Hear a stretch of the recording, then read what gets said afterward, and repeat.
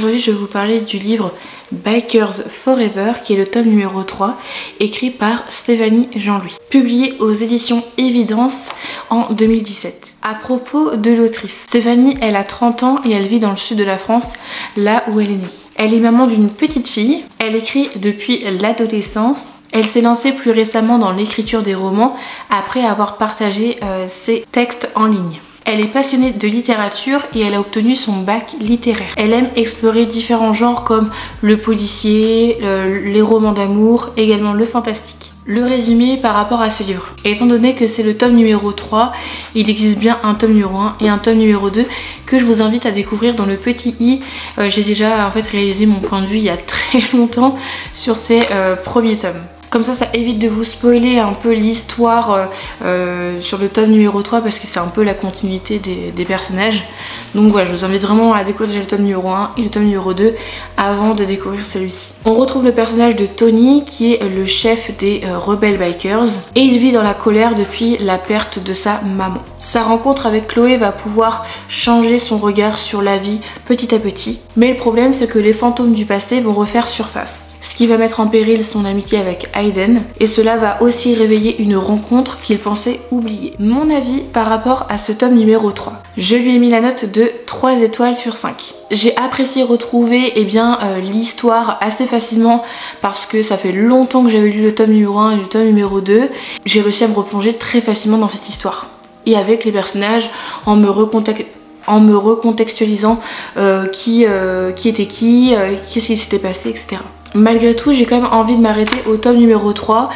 Je crois que c'est le dernier qui m'a suffi de cette saga. Il existe bien sûr un autre sur le point de vue de Hayden, donc le meilleur ami de Tony, et un autre, le dernier, c'est sur le point de vue de Tony et de Chloé par rapport vraiment au final de cette histoire.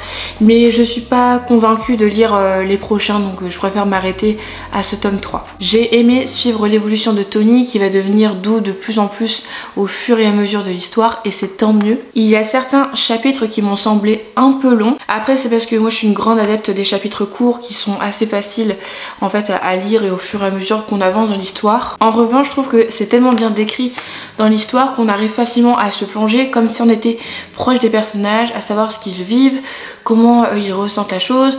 J'arrive aussi très bien à imaginer en fait l'endroit, comment elle peut décrire en fait l'autrice, mais avec ma perception à moi.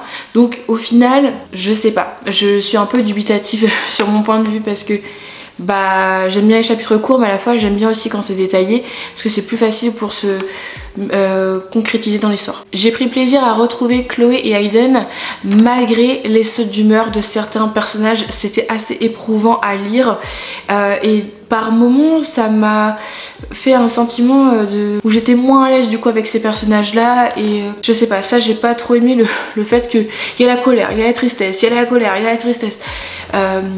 On peut le ressentir ces émotions mais là c'était vraiment extrêmement fort. La fin je la trouve un petit peu soudaine, ce qui me laisse un petit peu dubitatif pour la suite. Et j'ai ressenti malgré tout de la peine pour les personnages qui vont vivre en fait de la violence.